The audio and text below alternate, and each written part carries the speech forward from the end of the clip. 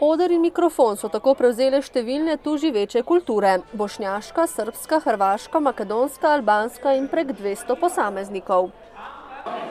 Ja, tam se igramo, učimo slovenskega jezika, domačike ne razumemo, pa tudi plešemo različne plesne.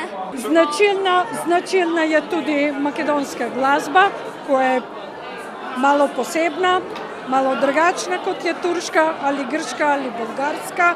Ima svoj edini takt dvotretinski, ki je značilen za ljudsko glasbo makedonsko. Naše kulturno društvo Sevdah se ohranja z ohranjanjem bosanske kulture in glasbe. Sedaj bomo tudi začeli z folklornim nastopi in začeli bomo tudi plesati, tako da nekako probamo zbližati ljudi, ki so tukaj. Novo mesto je tako prava medkulturna zakladnica. Po številu različnih društev vidi se, da je zelo bogato in različna društva so tle. To pomeni, da veliko različnih narodov je sem prišlo in tle živi. To je verjetno tisti stari in ve to prinesel. Jaz to gledam kot eno bogatstvo Novega mesta, da smo vsi tukaj in to je zelo pozitivno za Novo mesto in Slovenijo.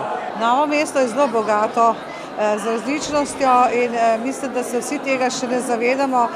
Ko združimo take aktivnosti v en teden, se šele takrat vidimo, kako bogato je.